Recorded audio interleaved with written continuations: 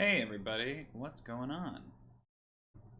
It is Thursday, and we're doing another adventure prep stream, which is pretty weird for a Thursday, because this day is typically reserved for Monster Workshop, but I've been a bad boy and I'm behind on the podcast. So, not only am I behind on the podcast, but I'm also behind on on my adventure prep. So I have a lot of adventures to prep. I am running. Hey, what's up, David? Thanks for coming.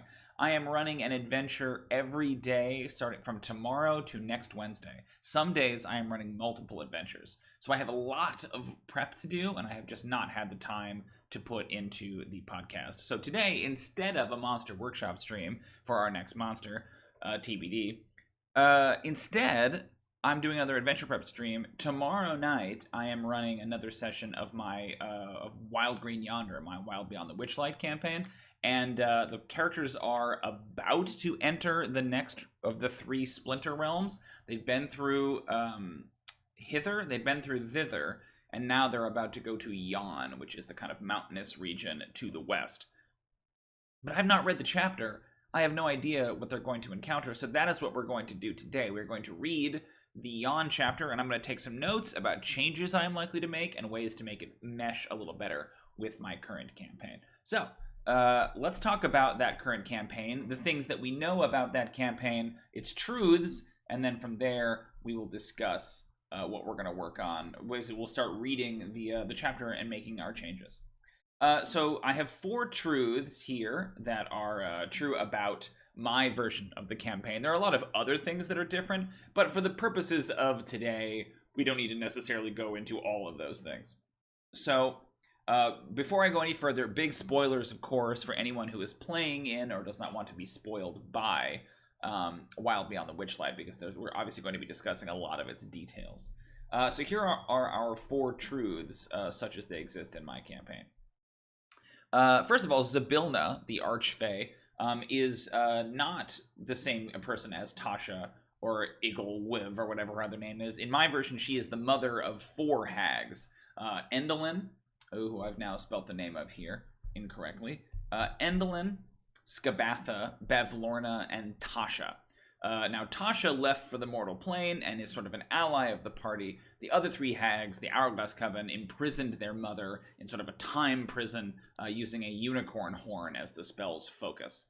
Now, that's all kind of history, a prelude to the campaign, but the party knows this at this point. They have discussed it with Tasha, who is essentially trying to find the unicorn horn and free her mother.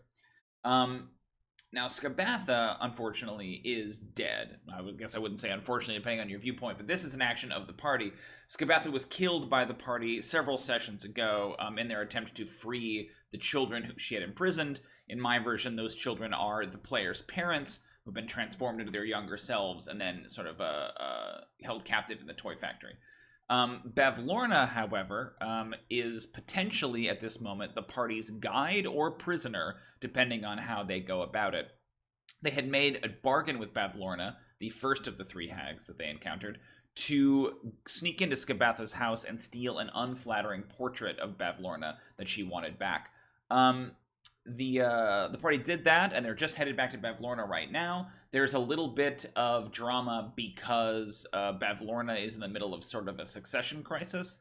Bavlorna rules over a small village of bullywugs that sort of consider her the unofficial leader, and the sort of figurehead leader of the bullywugs was recently killed and deposed, and now there's sort of a French Revolution style, uprising in the village. So Bavlorna is besieged when they get to her. They basically have a chance to get a little bit more information out of them, out of her than they otherwise would. My next truth is that while the other hags don't know this, Endelyn has the unicorn horn and is sort of the master schemer and puppeteer of the group. They might know that Endelyn is the puppeteer, but they don't know that she has the unicorn horn, as she has claimed that she doesn't have it when that is not true. And then lastly, perhaps the most important point here is that the party is attempting to return home to the mortal realm, but they cannot, as the Witchlight Carnival was the only way back and forth, and the Witchlight Carnival was destroyed maybe about a dozen sessions ago. They need another way back, and for insert reason here, which I haven't figured out, only Zybilna can help them. It might be something about Zybilna being frozen in time, that, you know, transit between the Feywild and the mortal realm isn't possible right now, but obviously that's not entirely true because she was frozen before the characters got there, so that can't be the reason. I'm not sure exactly what it is, but we will figure that out potentially as we read today. So those are the 4 truths that we have down. Oh, shoot, there is one additional truth. Endelyn's, this one I know from reading another section. Endelyn's weakness is that she's fated to die beneath a solar eclipse. To this end, she has stolen the sun and the moon out of the sky and imprisoned them in Motherhorn, which is her, like, seat of power. Yeah, it's kind of funny because the way that this worked was that when they initially came to the Feywild, I wanted to try to communicate to them that they were clearly in a different place, not just like a different geographical location, but in a different, like, realm of existence, essentially a different plane. And so I described that the main thing they noticed is that there's no sun or moon in the sky. Like, there are stars, and the notion is basically that the stars during the day shine brighter, and then during the evening they just kind of diminish and get smaller and aren't quite as bright, right? And that was, like, kind of my clue to the players that, like, yeah, you're clearly not on Earth anymore. You're not in Kansas anymore, right? And so that was just a decision I made very early on, not knowing anything about Endelyn. But then when I read that, like, okay, Endelyn, her like her tragic weakness, each one of the hags has like a very hyper specific weakness, is that she's fated to die beneath a solar eclipse, right? That then I was like, well, shoot, I don't have a sun or a moon. I explicitly established this, and then it occurred to me, like, oh, wait a minute. The reason there's no sun and moon here in Prismeer is because they have been captured and they are currently held prisoner by Endelyn, right? So it not only speaks to her cunning, but it also speaks to her power and her, like, ability to think ahead, right? So then there's some plotline that might be about freeing the sun and the moon in order to be able to defeat Endelyn, who I see sort of as the big bad. Like, they still have to go to the palace and free Zybilna, and that in and of itself is kind of the climax of the adventure. But Endelyn, I think, is the closest thing we're going to get to, like, a true villain, if that makes sense. Great. With all of that out of the way, I think we're going to dive in here and start reading about Yonder. I know some vague stuff about Endelyn, and I know she runs, like, a theater, and that there's, like, some, like, dialogue. There's, like, some scripted theater, like, lines, like, dialogue the characters have to kind of perform in order to advance the story, but that's about all I know, so I'm excited to learn more. Endelyn Moongrave, the Dame of Unhappy Endings, cool, presides over this realm, and her penchant for theatrics has transformed the land around her. Storm clouds roil, shadows take on a life of their own, and the air is filled with a sense of impending dread. That's cool. Definitely seems like the most sinister of the 3 realms. Carved into the realm's tallest pinnacle is Motherhorn, Endelyn's theater, where hapless souls come seeking hope, only to leave after stark revelations of decline and despair, if they leave at all. Dramatic. Great. In this chapter, they navigate the bleak mountains of Yonder, searching for lost things or a route to the Palace of Heart's Desire. Before your first game session in Yonder, follow these steps. Yonder is ruled by Endelyn Moongrave, known as Bitter End, Creeping Lynn, and the Dame of Unhappy Endings. Read the hag's description and skim her stat block in Appendix B. Let's just really quick do that. Sorry if this causes things to lag a little bit. Okay. Endelyn Moongrave, also known by the names Creeping Lynn and Bitter End, is the youngest member of the Hourglass Coven. Okay, well, that's one thing I want to change. Endelyn.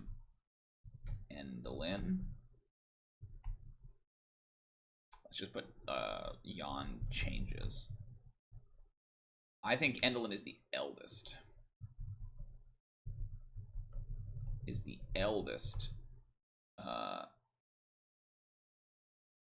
Daughter of Zybilna.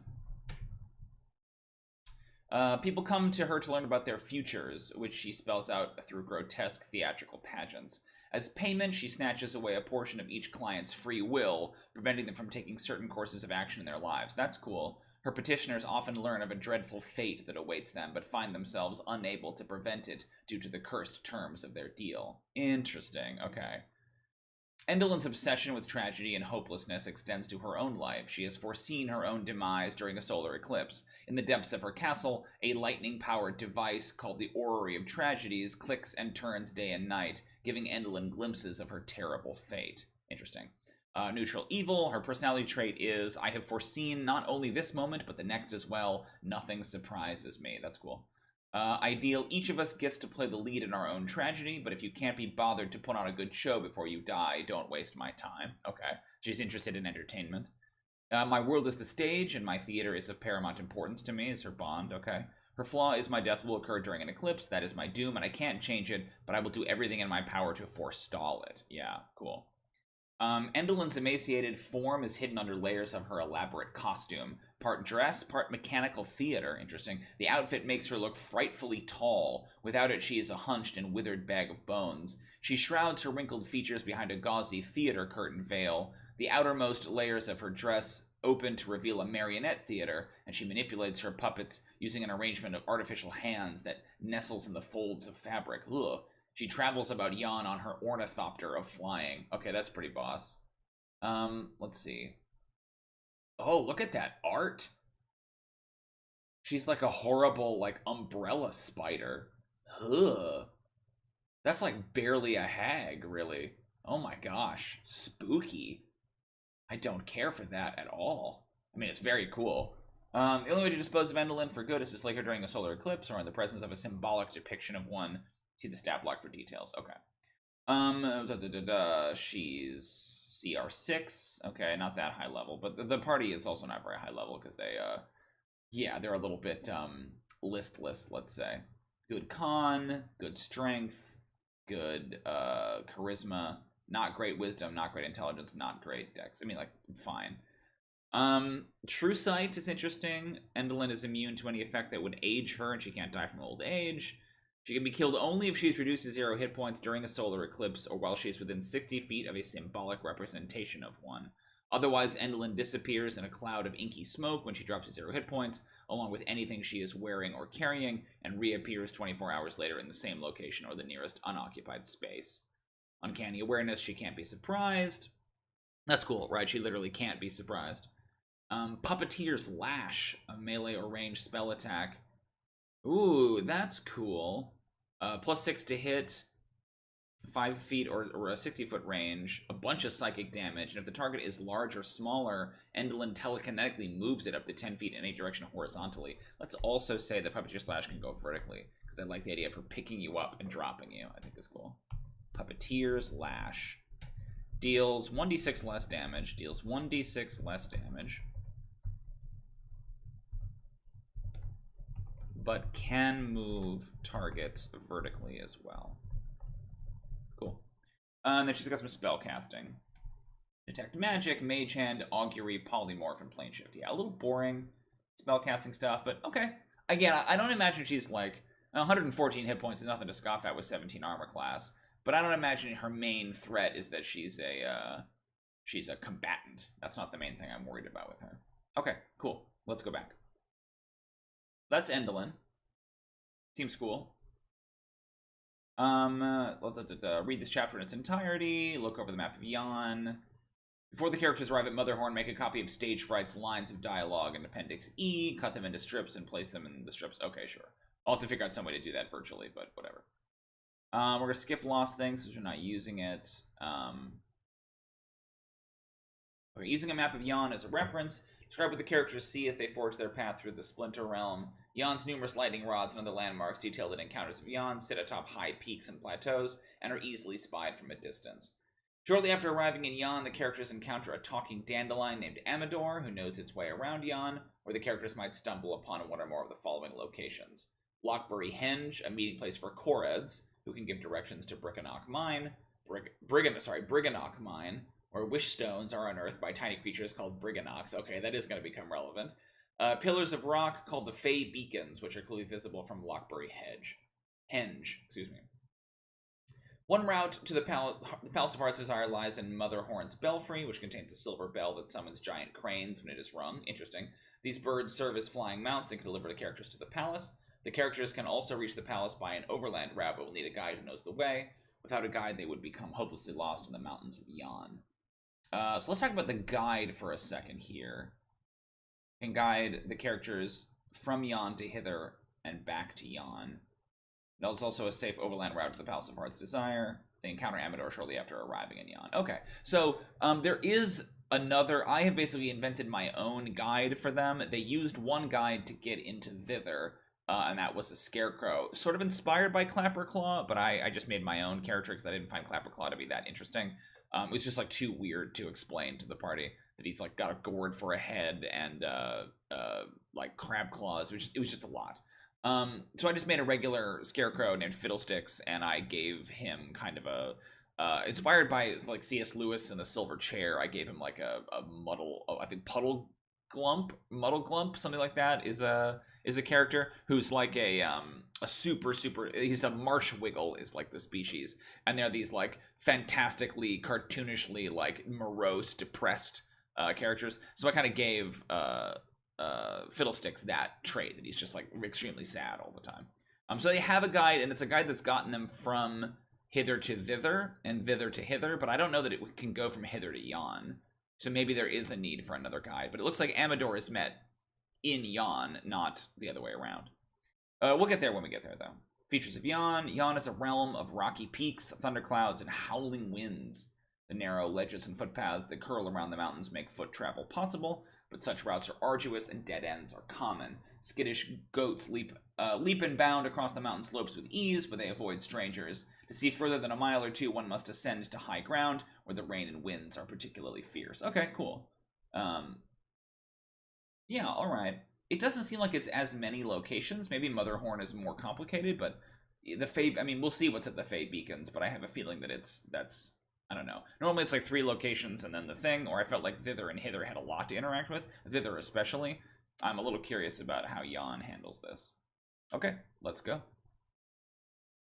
Lightning rods. Endelyn Moongrave has erected copper lightning rods on mountaintops throughout Yon and uses them to harness electricity from the storms, which in turn powers the contraptions in her theater. Each lightning rod is 30 feet tall and topped with a 10-foot diameter symbol of a moon or sun or moon made of copper. Each hour, the rods discharge the electricity they've accumulated, sending arcs of lightning across the sky to lightning rods atop Motherhorn.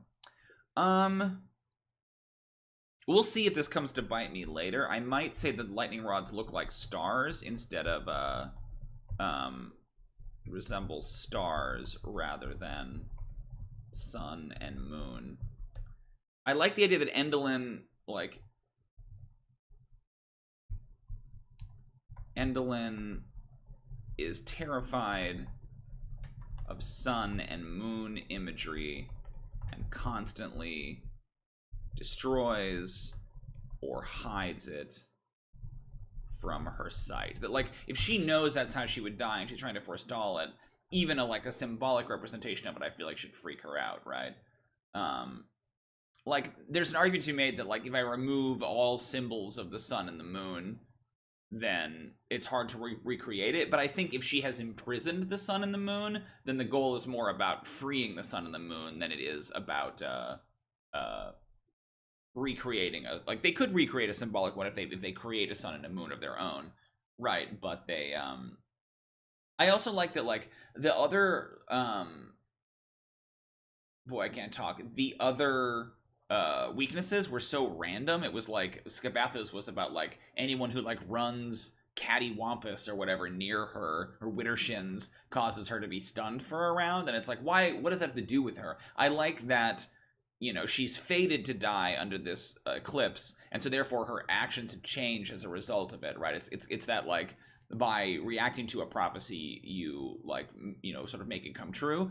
Like, now there's this indication around that she hates the sun and the moon for some reason, right? Like, we could discuss that. That could be brought up, that no one is allowed to have sun or moon imagery on them at any time. Okay, anyway, so Lightning Rod, it's got stats, as abundant handholds and footholds allowed to be climbed without a check. It can be toppled by lashing ropes to the top of it and pulling it over. DC 30 athletics check. Ooh, for the effort of multiple creatures with combined strength of 60 or higher. The rod can't be toppled by pushing or pulling it at its base. Okay, it's got to be, like, knocked off the thing. Okay. Arrival in Yon. You stand on a path that wends between rocky crags on a mountainside. The sky is dark and full of rolling thunderclouds, created by a howling wind. Lightning splits the sky, striking nearby mountaintops and illuminating a distant pinnacle of rock that is a foreboding castle carved out of it. The distant castle is Motherhorn. What direction it goes up to them, whichever way they choose, they don't get far before they encounter another friendly guide. Great. Amador and Gleam. Okay. This encounter should take place before the characters have their first random encounter in Yon or reach any of the marked locations on the map of Yon. Cool. Okay. So this one might come up next session. You see two figures standing on an outcrop of rock outlined against the stormy sky. One is a slender female elf wearing a crescent moon mask, and the other is a 3-foot-tall dandelion with a small rapier strapped to its stem.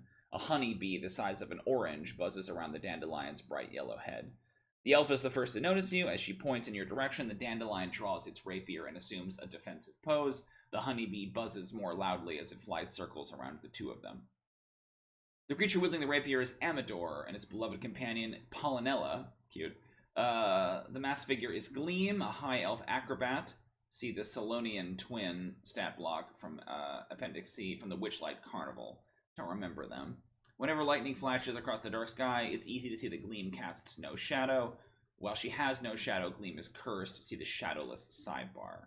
Interesting. A shadowless creature is one that carries the curse of having no shadow. Fact evident by the creature is in a bright light. A remove curse spell or similar magic ends the curse on a shadowless creature, reuniting it with its shadow instantly. Creatures native to Prismeer will not trust or do business with a known shadowless creature or those who ally themselves with one. Interesting. Okay. Huh. Characters who have met Gleam's detached shadow in the Witchlight Carnival notice that Gleam's crescent moon mask has the same shape as the one worn by the shadow. So I don't know that I did the shadow. But I like this idea of losing the shadow and what that means. Let's see what this is about. If the characters seem friendly, Amador and Gleam beseech them for help by way of I hate this word. It's reciprocity, but reciprocation. I always want to say reciprocation, but it's reciprocation because reciprocity and reciprocation have different sounds. Amador offers its services as a guide. During the ensuing conversation, Amador and Gleam freely share the following information. Amador is on the run after freeing Pollinella, a queen bee, from a Cyclops Beekeeper. The two of them cross paths with Gleam, and after hearing the elf's sorry tale, Amador resolved to help her.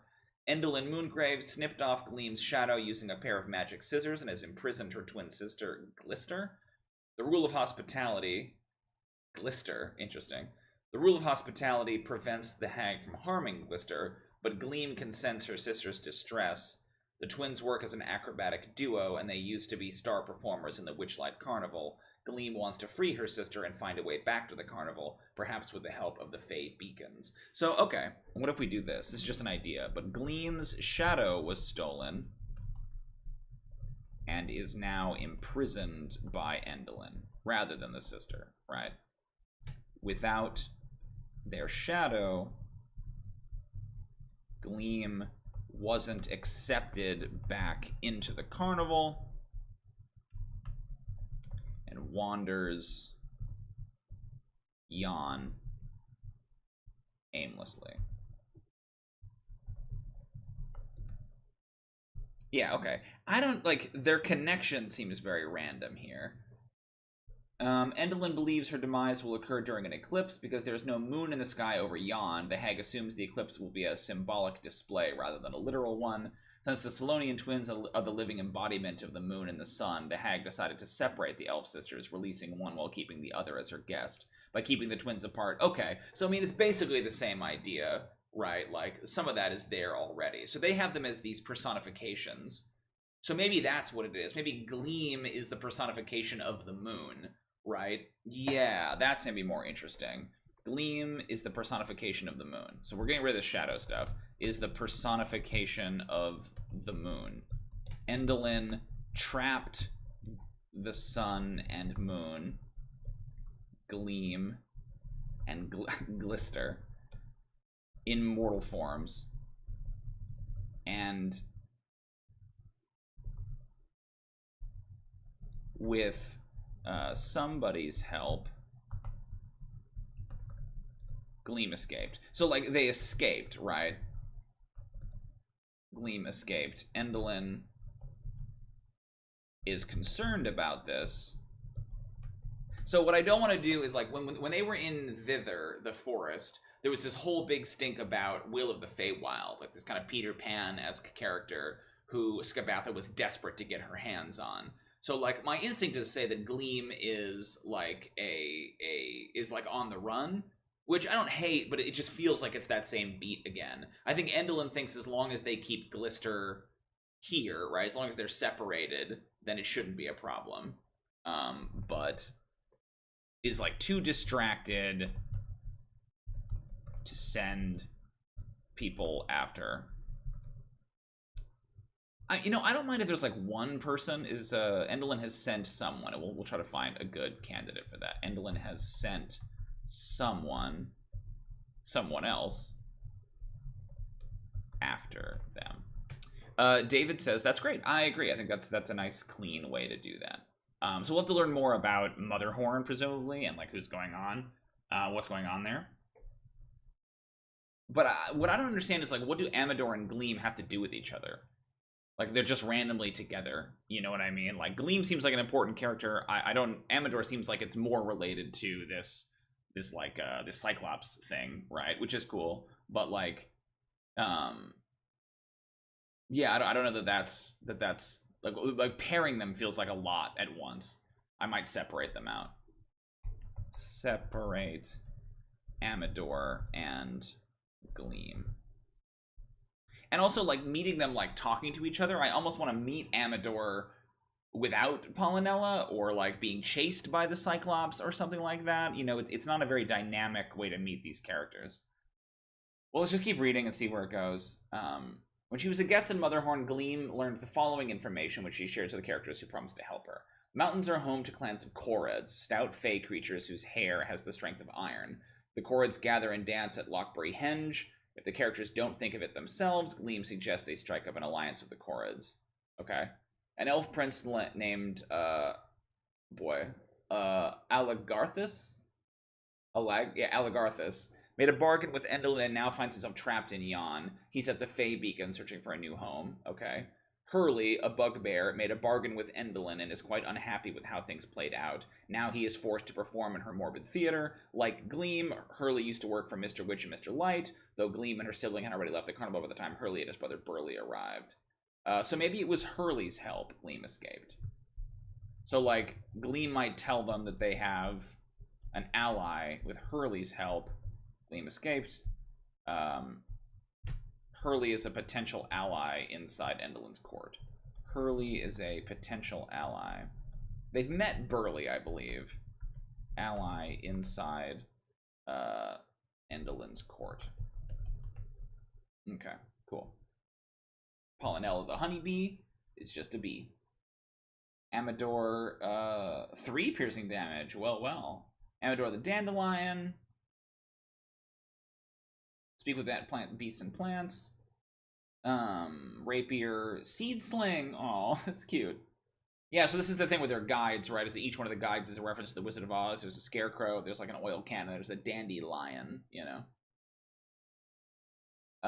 Okay, it's development. Amador's first concern is Polynella's safety, but the dandelion also tries to make good on its promise to help Gleam and the characters. Honor dictates that Amador reunite Gleam with her twin before leading the characters to Hither or the Palace of Heart's Desire. In addition to serving as the character's guide in Yon, Amador acts as the de facto leader of their company of guides. Oh, because they're supposed to still have the guides. Pfft, no. Why would you? I mean, maybe. I guess I still have one, but why would you be dragging these people around? If you feel burdened by all these non-player characters, give them responsibilities that don't require a lot of your attention. Clapperclaw's main duty might be to carry Squirt, while Amador might spend nearly all his time watching over the other guides and whispering sweet nothings to Polynella. In combat, you may have the 3 supporting characters take the dodge action or the help action. Doing so has the added benefit of making the player characters the centerpiece of the adventure. Yeah, I mean, that's fair. So I kind of wonder if we separate them out. Like, I wonder if Amador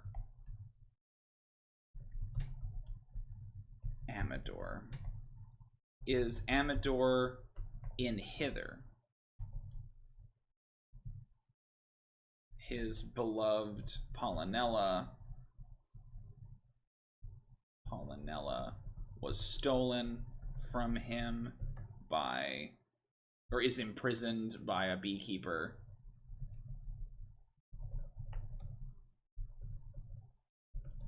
He seeks heroes to help him free her. It's a little similar to him in Gleam, but I feel like you can separate them out in time a little bit too, right? Is Amador in hither? His beloved Polynella is imprisoned by a beekeeper, and he seeks heroes to help him free her. Yeah, I like that because then Amador can agree to guide them there. I'm going to put Bavlorna on here too, because Bavlorna's probably with them. Bavlorna makes the point that she doesn't know how to enter Yon. Endelyn is very particular, or is very secretive, and mistrusts the rest of the coven. Like, they need a guide. And then Amador shows up, right? Okay, cool. Let's go from there. So we're gonna save Gleam, I think. Like, Gleam is a cool character, and I want to use them, but I think we need to bury them in the adventure a little bit more. Okay, random encounters in Yon. We have 8. All right, that's cool. Let's go through these. Okay, so the Cyclops Beekeeper is a random encounter. That's interesting. So it's more about like finding the beekeeper, which I guess in the adventure as written, the beekeeper like is coming after you. So it makes sense that they would just like show up at a random time. I like the notion that they have to like track down the beekeeper. So that might be an early quest as well. Okay, let's look at these random encounters though. Astronomers Throne. The characters come across a throne hewn from a boulder and etched with astronomical symbols. A detect magic spell reveals an aura of divination magic around the throne. An inscription in Elvish engraved around the seat of the throne reads, I am a traveler from a distant land. My name is Mazakoth, Keeper of Stars. Sit on my throne, disciple, and unravel. Interesting. Any character who succeeds on a DC 20 Intelligence, Arcana, or History recalls that Mazakoth was an elf and a celebrated astronomer who claimed to hail from a black star at the edge of night. Yeesh. Any creature that sits on the throne begins to feel cold and drowsy. The first creature that remains seated on the throne for at least 1 minute falls into a magical trance that lasts 1 hour. While in the trance, the character is unaware of its surroundings as it dreams of hurtling through space toward a faraway dead star. At the end of the dream, the creature arrives at the star's cold surface and awakes with a start, having inherited a fragment of Mazakoth's psyche. The creature gains proficiency in one of the following skills, its choice: Arcana, Deception, History, Insight, Intimidation, and Survival. Once the throne bestows its gift on a creature, the throne ceases to be magical for 1 year, during which time nothing happens when a creature sits on it. Okay, so I like that. That's a cool hit. I think there's got to be like a little cost there. So let's put Astronomers Throne. By accepting the training, the character becomes an unwitting vessel for Mazakoth, who has some limited control over the character. What control is that? Yeah, interesting.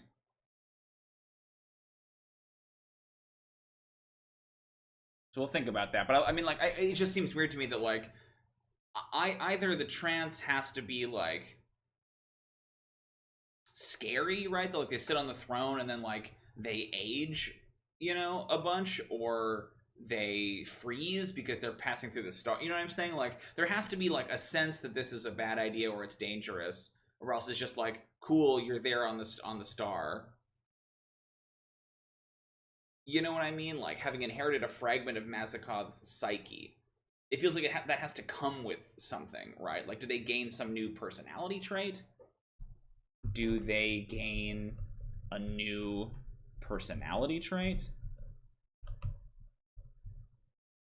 I kind of like that, like an insatiable hunger or something like that. An insatiable hunger for something unnerving or strange. I don't know. I like the idea of that. You gain this new thing, but you also have this other problem. Okay, we'll move on from there, but that's an interesting one. Okay, awakened giant goats. The characters come upon 3 giant goats, each of which has received the benefit of an awaken spell, raising its... Sure, okay, of course. Its intelligence to 10 and granting the ability to speak Elvish. These goats have silvery gray fur, wizened faces, and golden hourglass-shaped pupils that observe the characters closely. The goats have the ability to hear prophecies and secrets whispered on the wind. Okay. Upon seeing the characters, the goats bleat the following. The first goat says, when the moon obstructs the sun, creeping Lynn will come undone. Refers to Endelyn's weakness. Yeah, they're making a much, like greater effort here to show what her weakness is. It's, like, clearly baked into the setting, which, again, I think is much more interesting. Second goat says, play to her passion, stay on script, a cat, a horn, or a shadow ripped. This prophecy refers to Endelyn's desire to have plays performed for her and her 3 siblings. And the 3 why am I saying siblings? The 3 things she's willing to accept as the result of any bargain made by the characters. A cat, a horn, or a shadow ripped. Okay. The third goat says, the fool's scepter is the key. Belongs to the scepter that belongs to Stage Fright, the goblin, who can be used to open the stone door in M17. Okay, interesting. Yeah, that seems fine. It's a little like, here's the thing. After speaking these words, the goats wait to see if the characters offer them something in return, thereby honoring the rule of reciprocity. The goats are hungry but not picky eaters, though they admit to being fond of root vegetables. If no reciprocation is forthcoming, either in the form of food or other gifts, all 3 goats bolt away as a gale of dour erupts from the ground beneath them. The elemental can speak and is a manifestation of the Feywild's anger towards the characters. It attacks the party and fights until destroyed. There are plenty of boulders in the area that the Gale of Dour can animate with its animate boulders action. Yeah, I don't hate that. The only thing I'm going to change is just to make the reference and say that it is a troll rather than a goat, rather than a Gale of Dour. Replace the Gale of Dour with a troll, because it's a 3 Billy Goats graph, right? Gale of Dour with a troll. Cool. And it's like an ally. It's their ally. If they feed the party, the troll demands food too. They feed the goats. The troll demands food too. Okay. Cyclops Beekeeper. Well, let's see if we change anything. A Cyclops Beekeeper named Mudlump. Funny, yeah, I think that's a reference. I forget the guy's name in Silverchair. Stumbles upon the characters while he is searching for Polynella, his lost queen bee. Mudlump wears a hooded veil to protect his eye from bee stings and carries a large beehive on a stick, which doubles as a great club.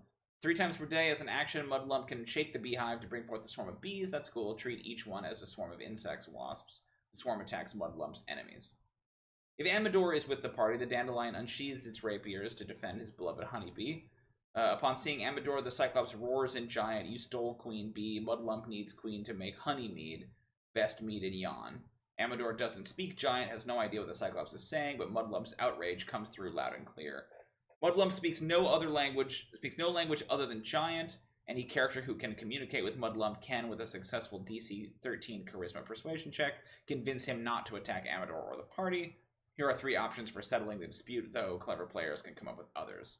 That's kind of cool to give some different choices here. So, honorable duel. Convince Mudlump to participate in an honorable duel against one of their own. He wins, he gets Polynella. If he loses, he lets Amador keep Polynella and doesn't trouble the party again.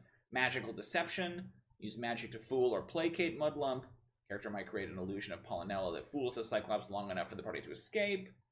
Use a speak with animals spell to find out what Polynella wants. The bee would rather stay with Amador than return to the Cyclops. If Mudlump sees the spell being cast and learns of Polynella's preference, he lets Amador keep the bee.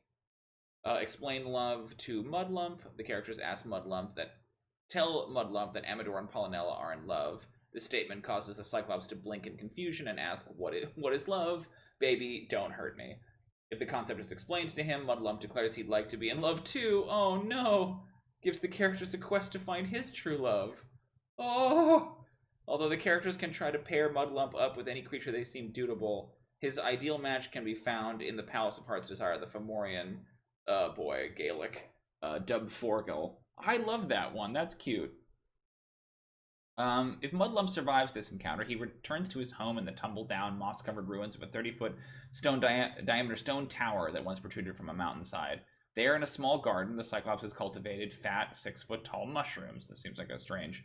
Okay, these fungi have been hollowed out and turned into casks. Sure, the honeymead. Their caps serving as lids. These casks are used to ferment a mixture of water and honey, which Mudlump combines with other ingredients to make honeymead.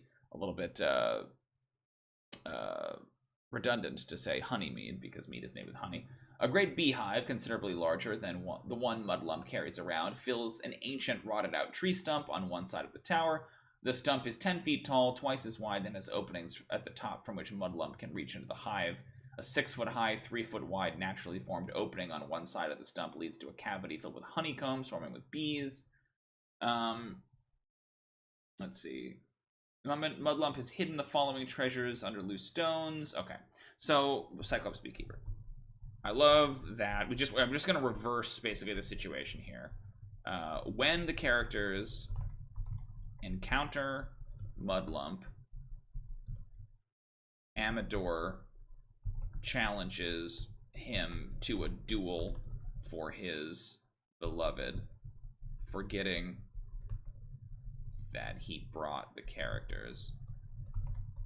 Alternatively, he suggests simply killing Mudlump, and it's up to the party to decide how they handle this. Yeah, I mean, basically it's the same, but we're just reversing it. Who has the bee? Okay, cool. That's the Cyclops Beekeeper. Evil Kite! I love Evil Kite. Phenia, an unhappy goblin child. Oh, there we go. In overalls, already a win. Unhappy goblin child in overalls. I love it. Flies a kite on a blustery plateau. The kite is alive, has a hideous face stretched over its diamond-shaped frame, and cackles in the wind. I don't know why, but I'm fucking here for this kite. This kite's 40-foot long string has 5 blue bows tied along its length at 8-foot intervals. I'm not saying that, like, are the bows important?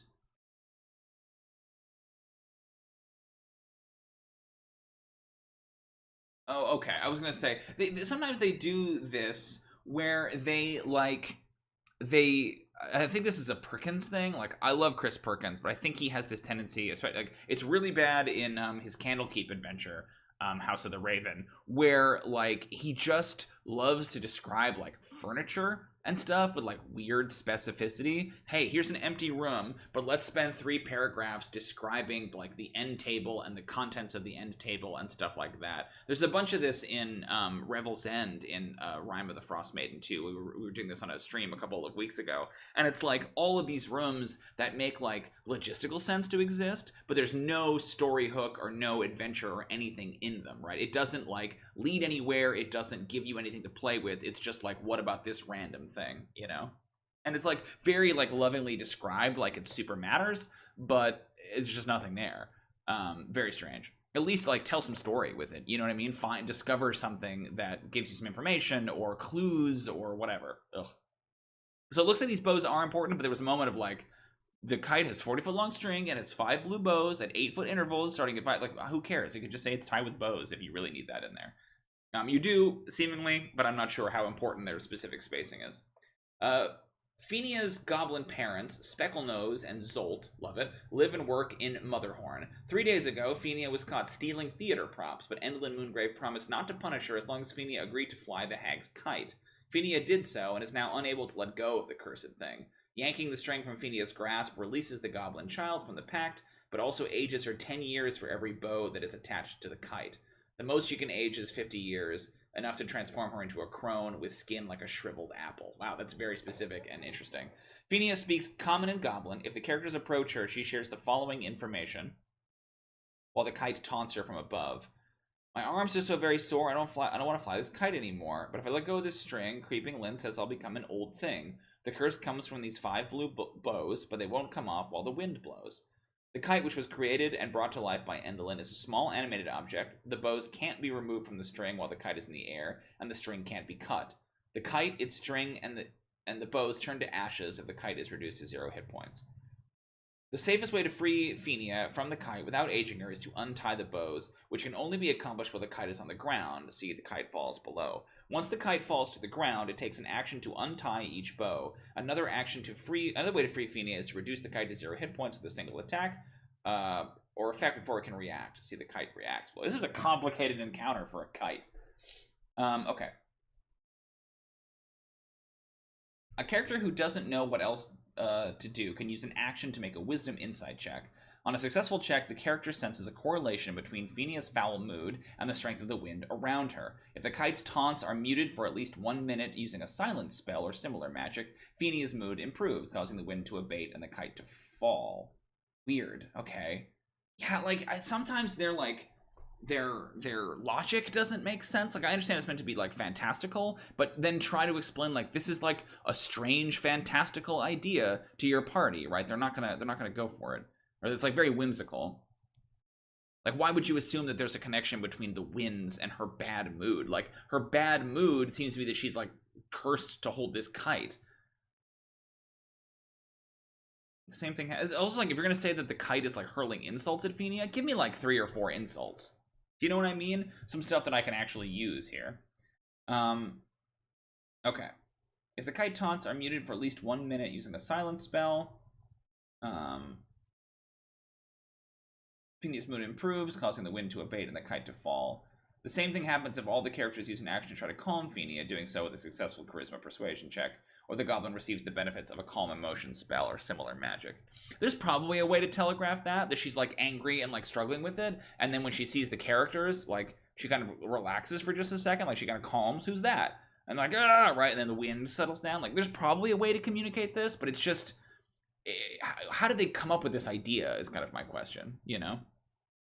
If the kite takes damage, but not enough to reduce it to 0 hit points, it uses its reaction to yank the string from Fenia's grasp. Subsequent turns, the untethered kite flies away. Okay, regardless of how this encounter plays out, Fenia is not happy about treating Motherhorn. As long as Creeping Lynn is there, she is aware of a small cave nearby where she can hide. She can survive there indefinitely by eating moss and lizards. Fair enough. She has a trinket in her pocket. Okay. I mean, that's fine. There's not much to change there. Goblin Procession. 8 goblins shuffle into view, solemnly ringing handbells. They wear headdresses made from animal skulls, badgers, wolves, and rams, and are further adorned with necklaces of dangling bones. Known as the Dead Ringers, they sound their bells to comfort the dead, whom they believe lie in the rock beneath their feet. The goblins are interested in talking to strangers and are willing to trade their services for a trinket. Why do they think we want these trinkets? They have the power to commune with the dead by forming a circle and ringing the bells. Minimum of 3 goblins are needed to perform the ritual. After 1 minute of this clamor, the ephemeral spirit of a Korad or some other departed fey creature rises from the ground between the goblins. The spirit can answer 3 questions put to it, as though it is targeted by a Speak with the Dead spell. Okay, here we go. So I have established that there is an underworld here in the Feywild, but it's not... it wouldn't have to do with the Korads. They can contact a dead creature. Skabatha? Agdon? Someone else, and implore them for information if they wish. Cool. Let's see. Require 1 trinket as payment each time they commune with the spirit. Goblin Shadows. Endelyn Moongrave separates humans from their shadows using a pair of magic scissors. These severed shadows, indebted to the hag for granting them their freedom, become a minor menace to travelers. Characters who have a passive wisdom perception of 16 or higher observe 2 silent shadows creeping behind them.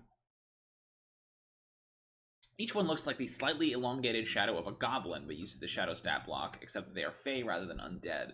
The shadows can't leave Yon, but are otherwise try to follow the characters wherever they go, making spooky and threatening gestures, but without causing any harm. If they are attacked, the shadows attack in turn. If one shadow is destroyed, the other one tries to flee. Yeah, that's fine. Does not die but falls unconscious instead.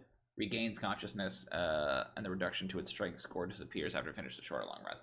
So let's do Goblin Shadows, and let's say a character reduced to 0 by a shadow's strength drain becomes a shadow.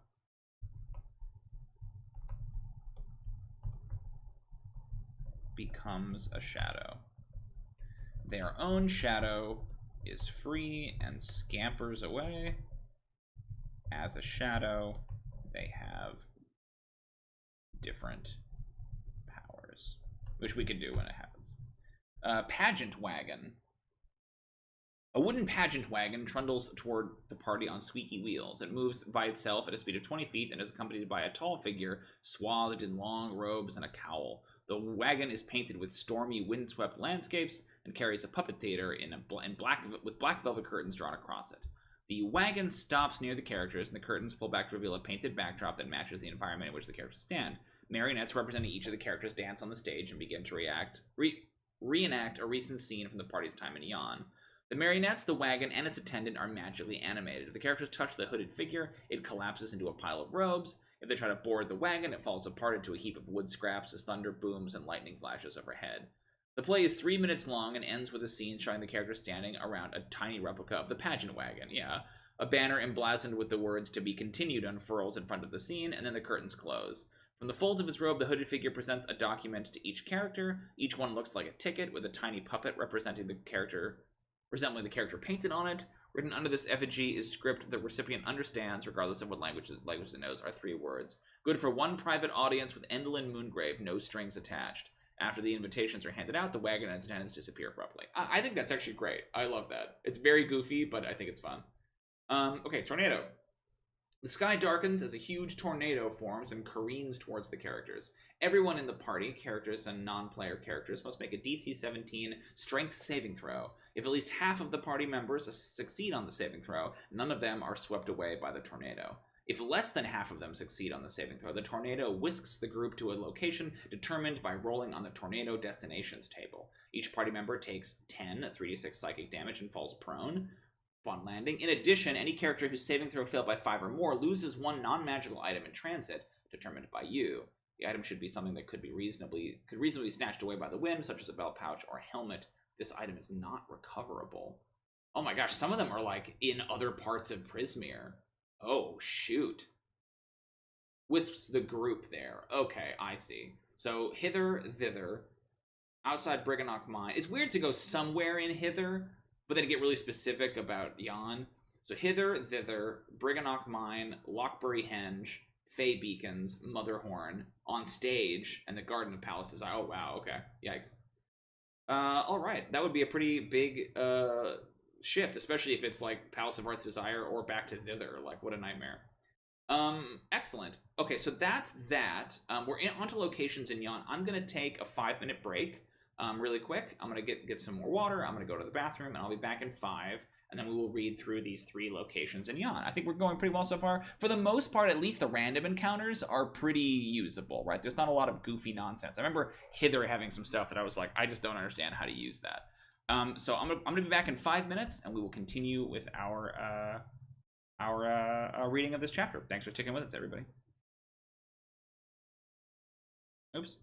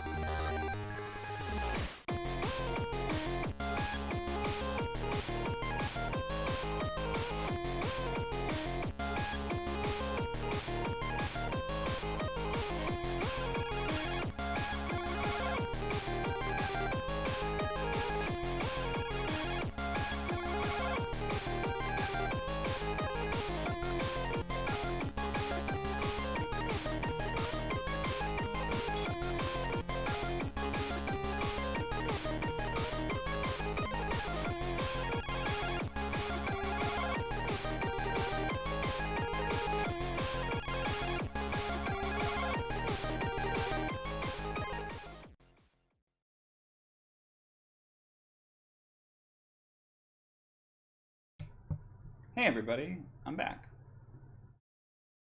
Sorry for the wait. Feeling much better. Got some water. Did a little stretching. Went to the bathroom. Everything is good. So we have 3 little locations to get through here. But before we do that, I was thinking which one of the random encounters So I don't usually do them as random encounters when I run them, rather than rolling them. I just kind of I basically use one as an encounter to determine distance, right? So you'll go to a location and then you'll meet something. There's something on the way, and then you get to that location. And then when you leave that location, there'll be a random encounter, and then you'll get somewhere else. So just to give some space and some sense of things going on. But I don't usually randomize them. I just kind of do the one that's most interesting narratively right there. So I'm trying to decide the characters are still in Hither, but it's likely that they will make it out of Hither this episode. And so they'll probably meet Amador. That'll be their encounter, leaving Bavlorna's place and going to Yon. They'll meet Amador on the way. They'll cross over into Yon, and then while they're in Yon, they'll want to head wherever they want to go, right? Whether that's to Endelyn or whatever. So they'll probably have a random encounter on the way, and that should be enough at least for this session. So my question is, which one of these random encounters do I think is the most interesting to start with? I don't think we should start with the Cyclops. I think that one's a little weird. I don't hate the Goblin Shadows, because I think that's an interesting way to establish the notion of shadows. Astronomers Throne would be fine. Awakened Giant Goats is a little strange, but it does potentially have a combat in there, which I don't hate. I kind of like the notion of one that's not about Endelyn initially, but most of these are. So the Beekeeper is not. The Goblin Procession ostensibly is not. I don't want to do the Tornado in case they do get thrown somewhere that I don't have ready, or back to hither or thither. The Evil Kite. My instinct is the Goblin Shadows, because it is related to Endelyn, but it's not them pointing them in the direction of Endelyn, which is most likely where they're going to try to head anyway. Which I'm a little concerned about that, because why wouldn't they just go straight there if they know where she is, right? If that's their goal, why would they go to these other locations? So let's read these other locations, and then maybe there's some reasoning that they might go there. Okay. Lockbury Henge. Yon is home to 8 clans of Koreds. Queen Argantel, elected to rule over all 8 clans, protects this sacred site. Lockbury Henge is meant to be a place where Koreds can enjoy each other's company while singing, dancing, and playing games. Argantel is playing a chess-like game called Crowns with her cousin Jagu, when a howling wind warns her of the party's approach, giving her and Jagu enough time to stamp out the flame of their campfire and make themselves scarce before the characters arrive. Atop a boulder-strewn plateau stands a circle of 8 megaliths. In the center of this henge, a small checkered game board with stone playing pieces rests on the ground near the dying embers of a campfire. Each of the 8 standing stones is about 20 feet tall and hewn from a different kind of rock: shale, chalk, flint, granite, slate, basalt, obsidian, and marble.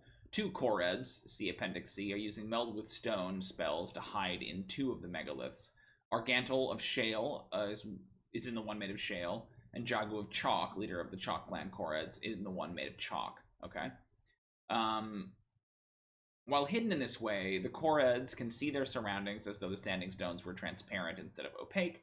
Characters who examine the campfire and succeed on a DC 12 Wisdom Survival check notice 2 sets of small, sooty hoofprints leading to the stones where the Koreds are hiding. Briganox and Koreds. The Briganox who live under the mountains of Yon are at odds with the Koreds who live on the slopes and peaks. Each group believes that the other is in league with Endelyn Moongrave, not realizing the hag is a menace to both. That's interesting. The characters encounter the Koreds at Lockbury Henge and the Briganox at Briganock Mine. For more information about these fey creatures, see Appendix C. I don't know Koreds and Briganox very well. Briganox I know are only in this book. Koreds I think are in Volos, but I've never really read much about them. I know they have weird hair. So let's see. That's a boggle, though. I don't want a boggle. I want a Briganock. Briganox are frantic, mouse-sized creatures that live in mines. Whenever a mortal makes a non-magical wish, perhaps while blowing out the candles on a birthday cake or tossing a coin down a well, an echo of that wish becomes lodged in a stone buried deep in the earth of the Feywild. Briganox seek out these wish stones, discarding the ones that contain wishes of ill intent and keeping those that hold good wishes. Briganox refine Wishstones into gems and use them to decorate their architecture and crafts, or trade them to other Fae for food and favors. A more powerful Fae creature can use a Wishstone to scry on the maker of the wish, empower a supernatural charm, or provide the spark needed to create an animated object. Other uses are possible as well. Briganox's soul lives outside its body, manifesting as a bulb of pale light that floats alongside it and helps the Briganox see in the dark. That's cute as fuck. Briganox have minor spell-casting abilities that help them survive. They can also manipulate time, wow, allowing them to accomplish hour-long tasks in a matter of seconds, though a Briganox must rest between bursts of temporal acceleration. Briganox like to nibble on cheese, lettuce, and other soft foods. They eat quite a lot for creatures of their size and never turn down a good meal. Okay, little hobbit, little... Look at how fucking cute they are. Look at their little bat ears and their noses. We love a Briganox, don't we? Okay, now here's an important point I'd like to point out for just a second. All right, this is a little Fae creature called a Briganox. It's got Fae ancestry, Soul Light, Tunneler, a pickaxe attack, a bunch of spellcasting, time lapse, and move Soul Light. A bunch of abilities, right? CR 1/8 or 1/8. 1/8. See, this is proof that you can have a monster, a low CR monster, with a bunch of tricks that are more interesting to encounter than just a club attack. You know what I'm saying? This is proof they can do it. It's not a big deal. Okay, they're awesome. We love a Briganox. I already know whose side I'm on. Let's look at the core heads. I'm going to scroll really quick, so this is going to take a bit. Just a second.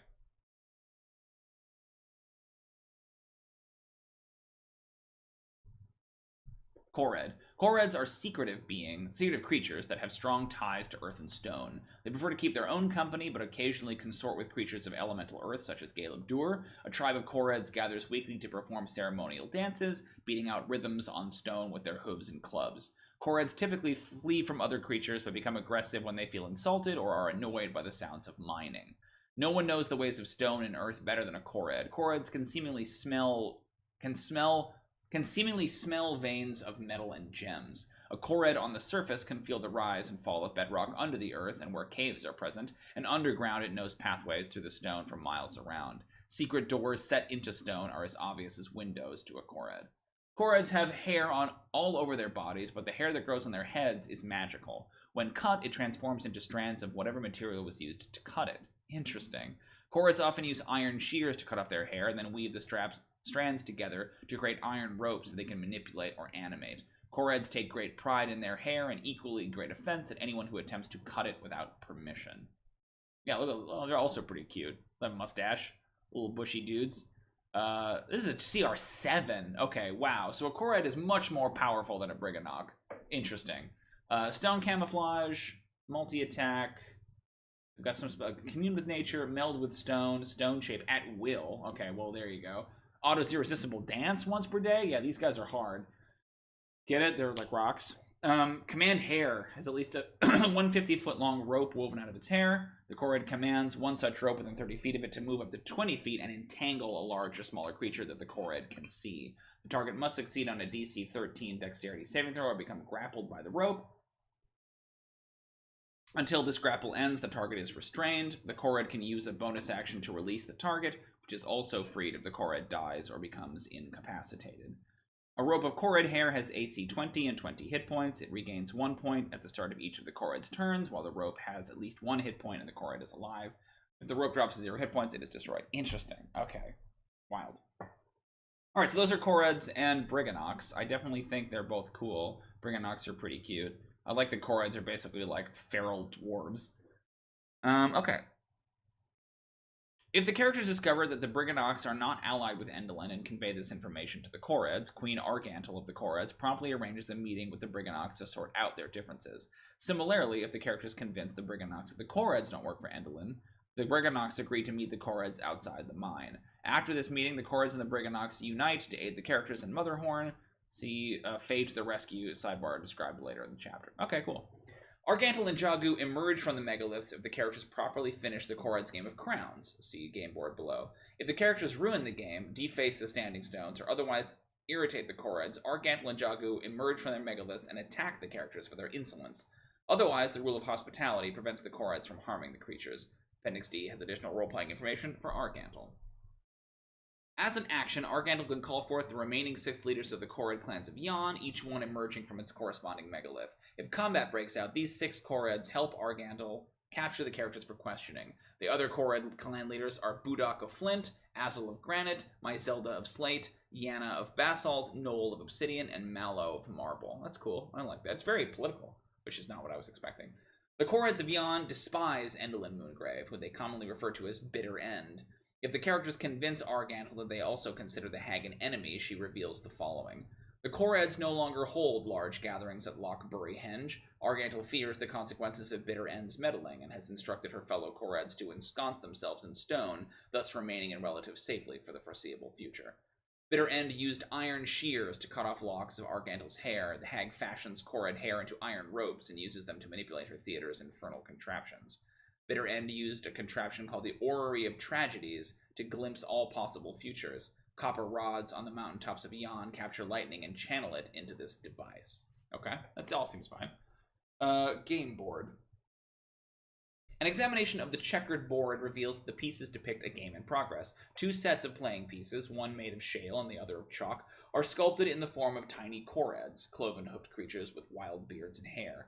If the characters have already visited Briganock Mine, they see the game pieces resemble the leering statues outside the mine's entrance. Characters who study the arrangement of the pieces on the board and succeed on a DC 14 intelligence check determine that Slate can beat Chalk in a single move.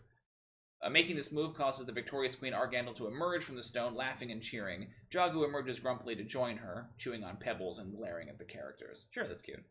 The characters who helped Argandal win the game receive a gift in accordance with the rules of reciprocity. Picks up a lump of rock, squeezes it tightly in her hand to transform it into a star sapphire, and gives it to the character.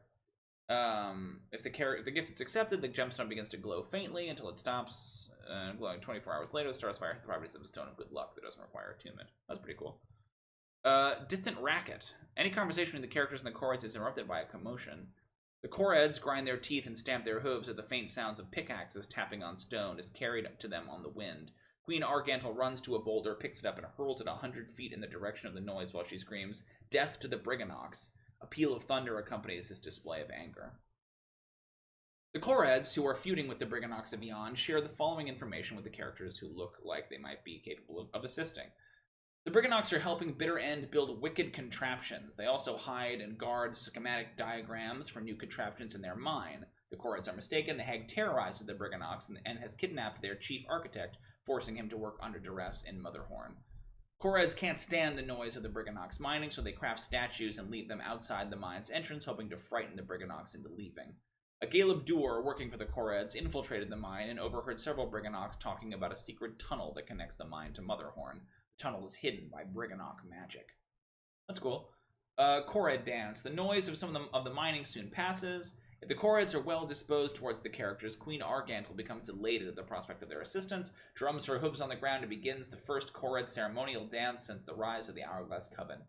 If she hasn't done so already, Argandal summons the other Korred leaders so they can join in. 2 Korreds drum on boulders, the rain abates and the sky lightens. With wild grins and wilder hair, the dancing Korreds beckon you to join them.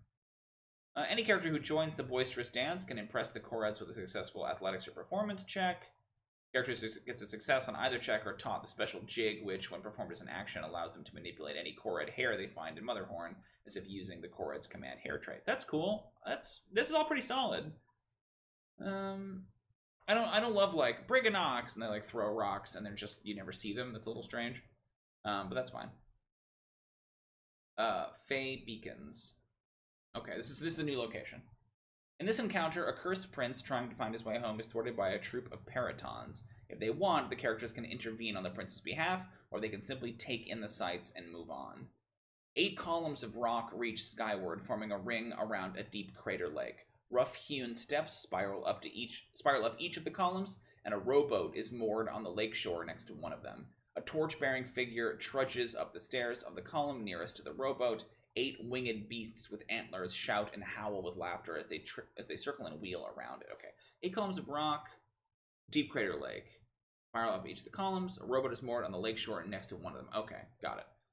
200 feet tall, 150 feet apart. Each one has a large copper brazier at its summit. These braziers aren't visible from below the column summits, but all 8 can be seen from the top of any column or by a creature flying at their elevation or higher.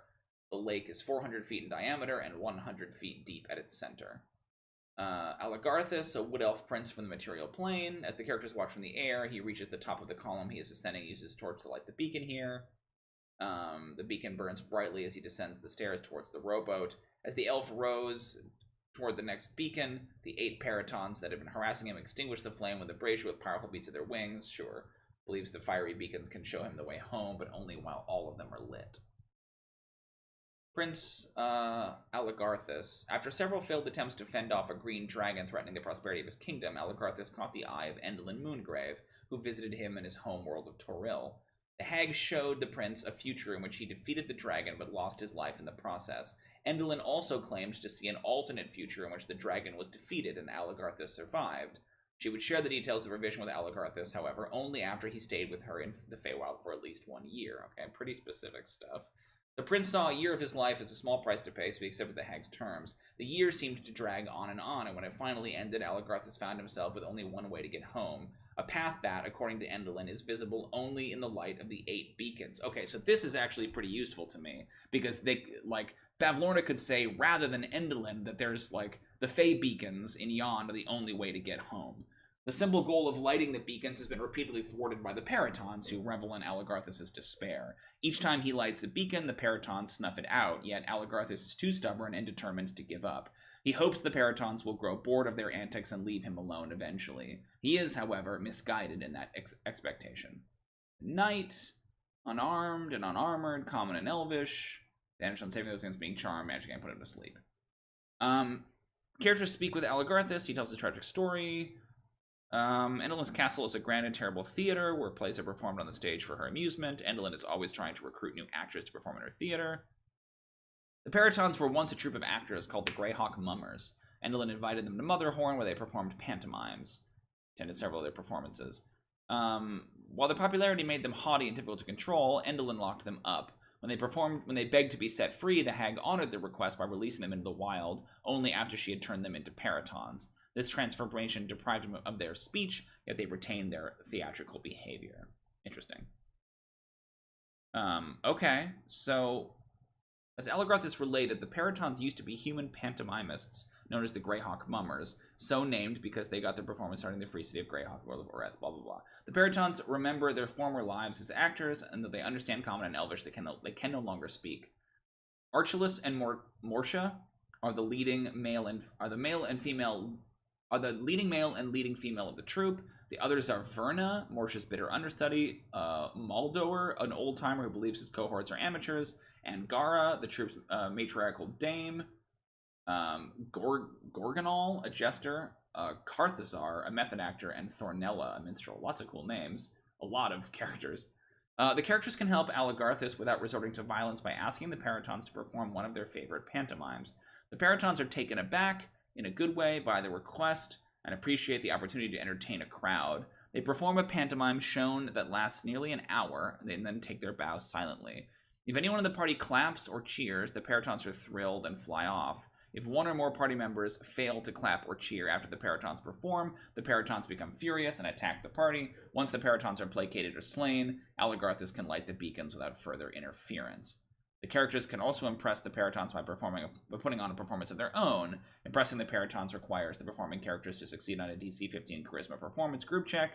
Any character who receives an acting lesson from Candlefoot, sure. If the group check succeeds, the Paratons regard the characters as kindred spirits and will stop bothering Aligarthus if the characters ask nicely. If it's here, it's in the possession of the Paraton named Archelaus. Skabeth the Nightshade dropped it accidentally while flying over the mountains, and Archelaus found it and kept it. He gives it to the characters if they applaud his performance. I don't think the unicorn horn is here. It's got to be deeper. It's got to be in Motherhorn. So here's the thing. Yeah, lighting the beacons. If the Paratons are placated, otherwise dealt with, Aligarthus can safely light the beacons. Aligarthus knows he must be the one to light the beacons, for only then will they show him the way home. The characters are free to stay and watch as he climbs to the top of each rocky column and lights its beacon. It takes 8 hours for him to light all 8 beacons, though enough time for the characters to take a long rest if they choose to stick around. Each beacon consists of an 8-foot diameter stone brazier filled with coals that catch fire easily, even when wet. To light a brazier, one only need touch the coals with the head of the lit torch or some other open flame. Beneath the light of all the beacons, you see the reflected, like mirror surface of the lake, a forest of ancient trees shrouded in mist. Aligarthus bows to you, then leaps into the lake. As he plunges into the water, ripples fan out across its surface. After a minute, the forest scene fades away, and then the beacons go out one by one. Aligarthus is transported safely back to his home in the misty forest of Toril.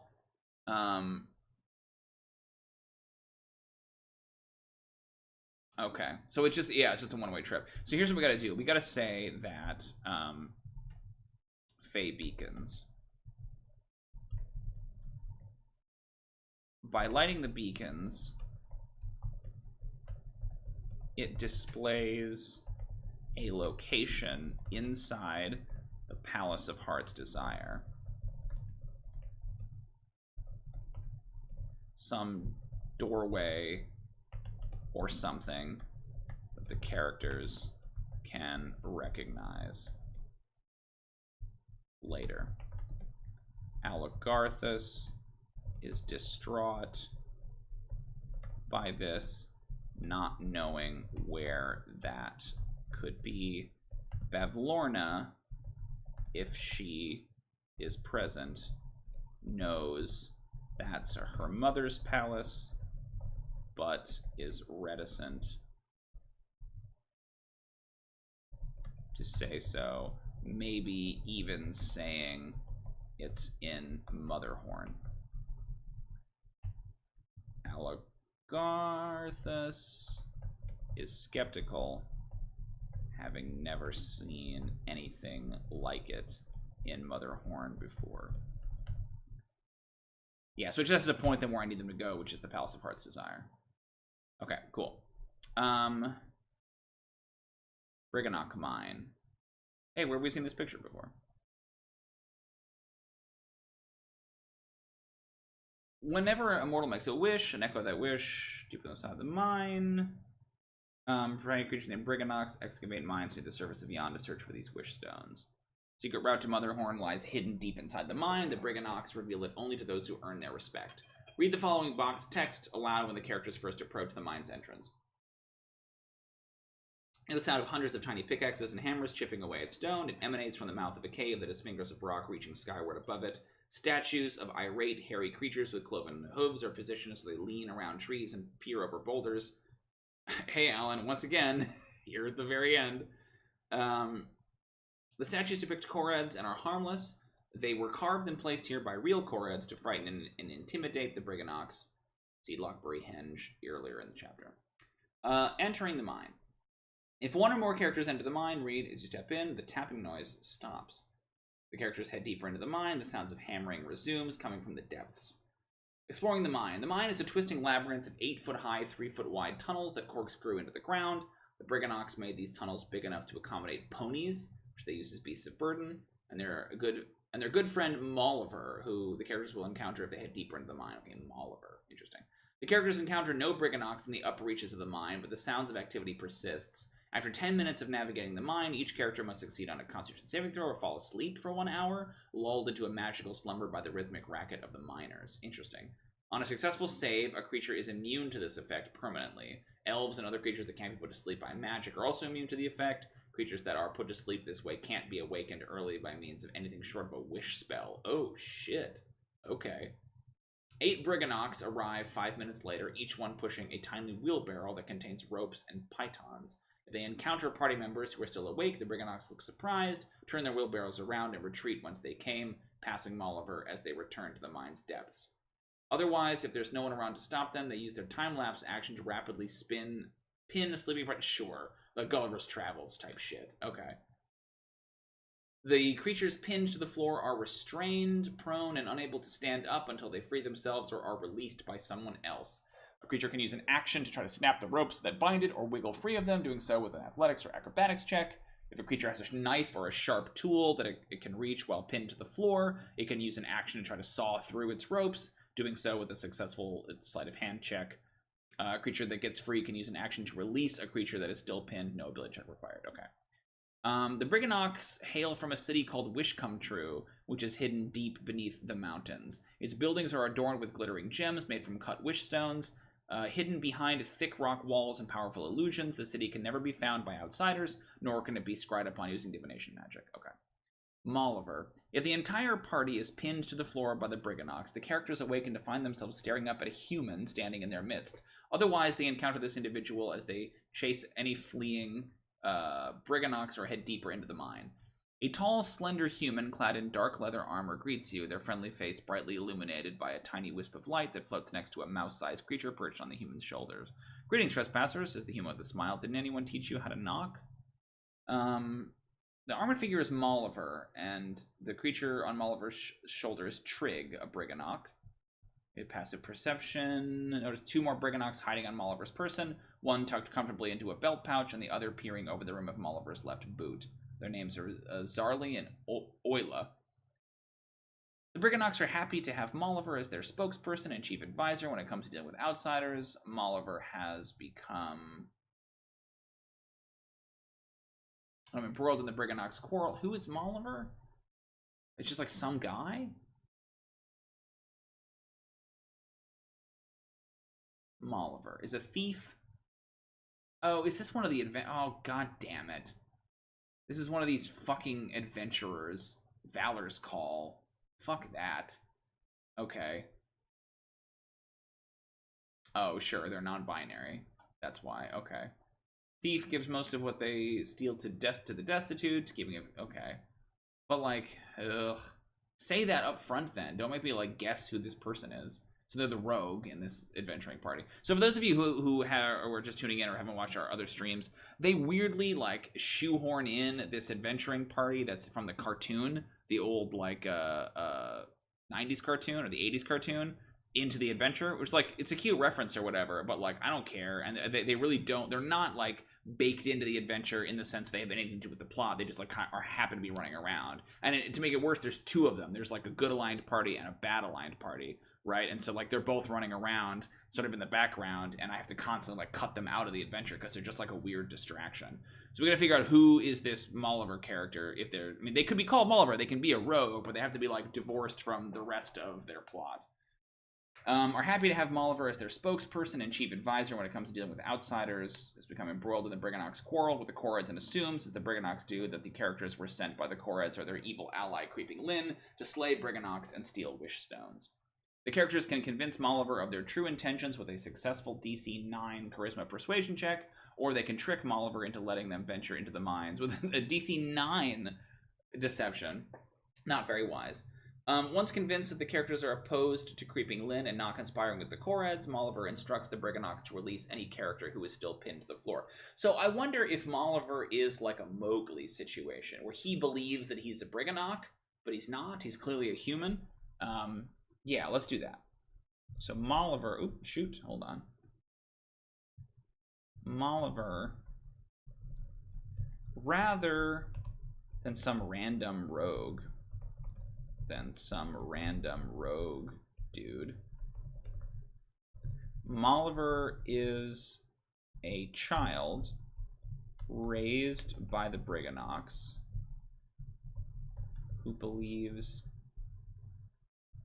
that he is a Briganox. I mean, is he maybe a Kored? I kind of like it better if he's a human, but he's the Briganox muscle. Being substantially bigger. Koreds are the hair guys, yep. Bigger than even the Koreds. Okay. Convince Molliver of their true intentions. We did that. Creeping Lynn kidnapped the Briganox best architect, Golmo, who now toils in Motherhorn designing new contraptions for the hag. The Koreds provide Creeping Lynn with the locks of their magic hair, which she uses to build her contraptions. This is partially false. The hag cuts the Koreds' hair without their consent. They are not her allies. The Briganox work in their mine at all hours because they know the noise aggravates the Koreds. Alan says, if I were a D&D monster, I would be a Kored. I love them. That's cool. I have never used them before, so I don't have much experience with them. They seem cool. I've described them in this stream as sort of like feral dwarves, you know, like wild hair boys living in the mountains who like rocks. Molliver dodges questions about how they came to be with the Briganox, but admits to being a member of Valor's Call, an adventuring group that has been hunting a pack of villains called the League of Malevolence. Molliver assumes that the other members of Valor's Call are safe at Sibylda's palace and is unaware of all that happened there of late. Knowing that their friends are in trouble doesn't change Molliver's desire to remain with the Briganox, who need protection. Weird. Rivenwish Chasm. After conferring with Trigg, Molliver says that if the characters complete a test set before them, the Briganox will show them a secret route to Motherhorn. To pass the test, the characters must cross Rivenwish Chasm, a gash in the earth into which the Briganox hurl malignant Wishstones, the ones born of evil wishes. Molliver and their Briganox companions lead the characters through several tunnels that lead to the chasm, but stop short of entering it. The route ends at a gaping chasm, on the far side of which is a grotto full of stalactites and stalagmites. A truss bridge constructed of intricate wooden struts and beams spans the 100-foot gap across the chasm. Beneath the bridge is darkness dotted with purple lights. Well, declares Molliver, here we are at jolly old Rivenwish Chasm. Best stay on the bridge and not dilly-dally. The bridge is 5 feet wide, 100 feet long, and sturdy. Each 5-foot section of the wooden structure has AC 15, 30 hit points, and immunity to fire, poison, and psychic damage. The chasm is haunted by 3 flame skulls, the remains of darklings who suffered from vertigo and fell to their doom before reaching the bridge's halfway point. The flame skulls hide under the bridge's midpoint. Characters who have passive and won't be surprised. They emerge. They speak these languages. Weeg, Teague, and Peeg. But like it was spelt in the most like English, like unnecessary Weaugh, Teaugh, and Peaugh. Weeg, Teague, and Peeg, if I'm saying that right. Alan agrees that Chorids are yucky guys. He's not wrong. The flame skulls are hostile towards all other creatures in the chasm and attack without provocation. They become indifferent toward any creature that walks or runs across the bridge and makes it past the midpoint. Weeg, Teague, and Peeg congratulate the creatures on making it thus far. Strange. We can use an action to try to convince the flame skulls to let the party pass, doing so with a successful DC 13 Charisma Persuasion. If the flame skulls are persuaded to allow safe passage, they apologize for their unprovoked hostility before returning to their hiding spots under the bridge. From that point on, all characters in the party can cross the chasm safely in either direction. There's no chance of a character accidentally falling off the bridge or being knocked off the bridge by the flame skulls. The chasm is 200 feet deep, and its bottom is strewn with hundreds of malignant Wishstones that give off purple light. These Wishstones are unrefined lumps of crystal that shed bright light in a 5-foot radius and dim light for an additional 5 feet. Any good-aligned creature that has one or more of these in its possession feels mildly nauseated, though the nausea has no game effect. Hags, liches, and other evil spellcasters can find macabre uses for these malignant Wishstones, which otherwise have no value. Okay. Obud's Grotto. Center of the grotto is a piebald pony wearing blinders. This is the home of Obud, the oldest Briganox living in the mine at present.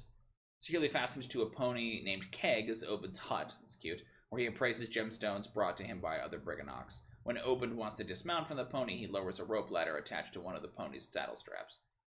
So they're tiny, right? They're like this big. The pony doesn't startle easily and allows characters to approach it without a fuss, and it eagerly devours any apples or carrots the characters have to offer. Someone knocks on the hut's door. Door swings open. Big folk, how wonderful. Obud is old and tired, but neither too old nor too tired to show the characters hospitality. He welcomes them to his grotto, introduces them to Keg, and asks them why they've crossed the chasm to see him. They inquire about the secret tunnel to Motherhorn. Ah yes, Creeping Lynn's Theater of Terror, a dreadful place indeed. Obud suggests a trade, knowledge of the location of the tunnel in exchange for something that would benefit him and his Briganox. Ending the quarrel between the Briganox and the Chorids would suffice.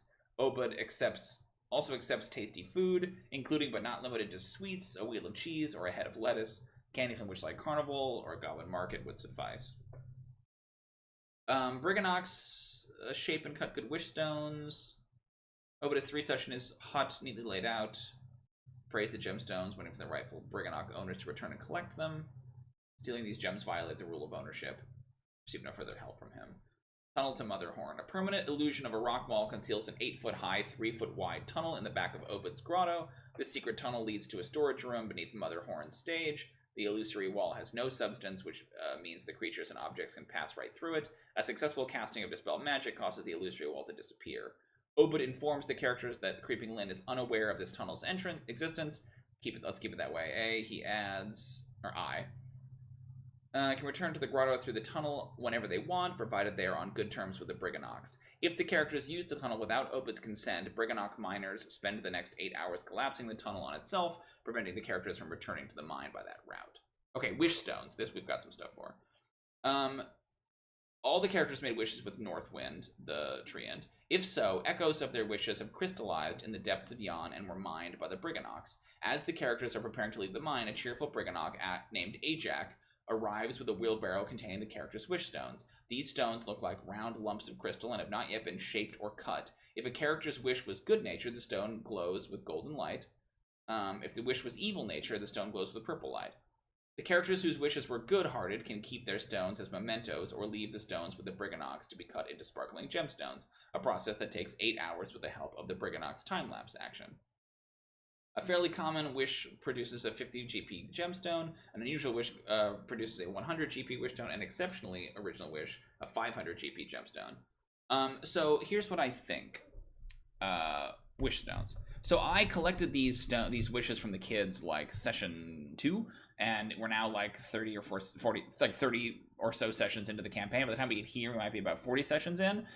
And I've hinted a couple of times that these wishes are going to be important, but if they're just like, they're valuable, that's meaningless. So I like the idea that they have some other power. I'm thinking about that Rick and Morty episode where they have those crystals that let you like see your eventual future, but it's sort of the opposite of that. Like the characters made these wishes. One of them wished to know what the frick was going on. One of them wished to be able to steal a certain item from another character. One of them wished to, I forget what the other two wishes are. But I like the idea that these wish stones basically grant them a view, either a view or the ability to like reset or go back to that moment and relive that moment and then change it going forward, right? So like the wish stones have property. The wish stones have properties that are unknown to the Briganox because no one's wish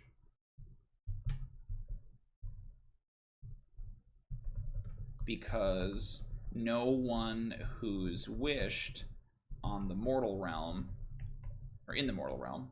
So I use mortal realm rather than material plane for the kids because it's a little bit more fantasy sounding and it's a little bit easier for them to understand. Has ever come here. What is the guy? Oped recognizes them from the wish and wants to see what happens when they interact with them. If they do this, he's willing to he's willing to help them with a secret entrance to see you later, Alan. Motherhorn. What do the Wishstones do? Stones do. They show a possible future. They show a possible future where the wish came true.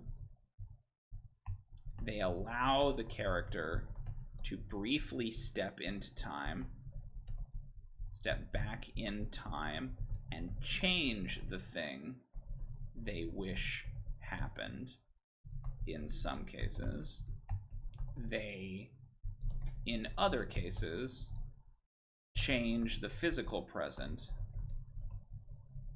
Like, I wish I had purple hair.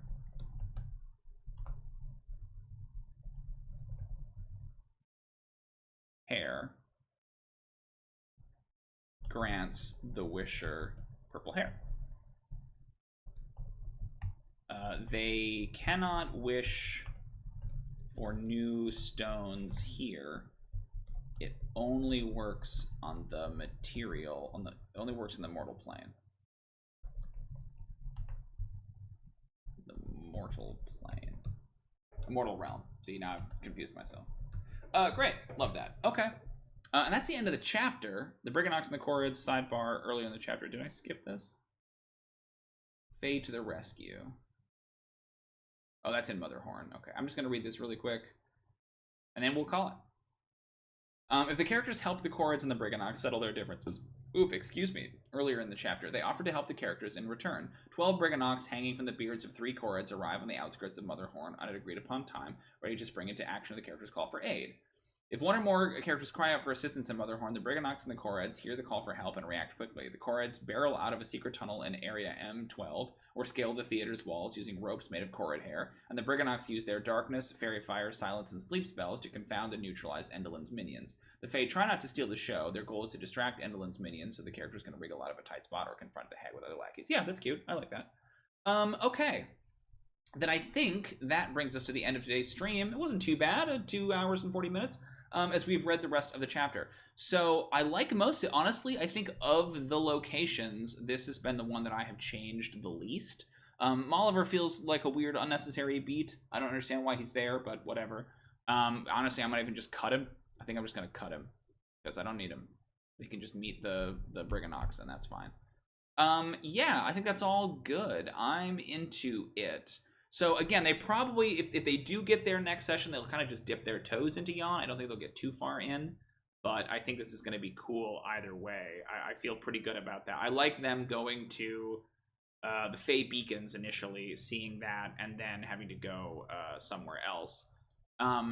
Especially if they meet Aligarthus, I don't think he's going to want to go back to Motherhorn, and I think that the other characters with them aren't going to want to go there either, especially if they have to go looking for the Cyclops.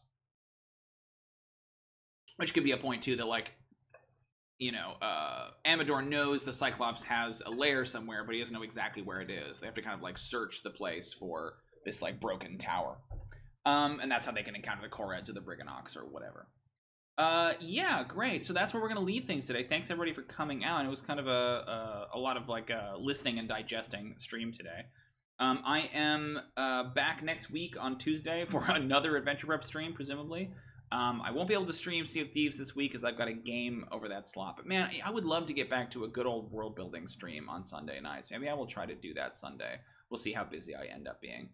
But until then, thank you so much for watching. You can check me out on Twitter and Discord and Patreon, all the links for which should be below. But I appreciate you watching. You're watching this on VOD. Feel free to like and subscribe to the video. Click the bell to get notified. And I will talk to you guys next time. Until then, as always, happy adventuring.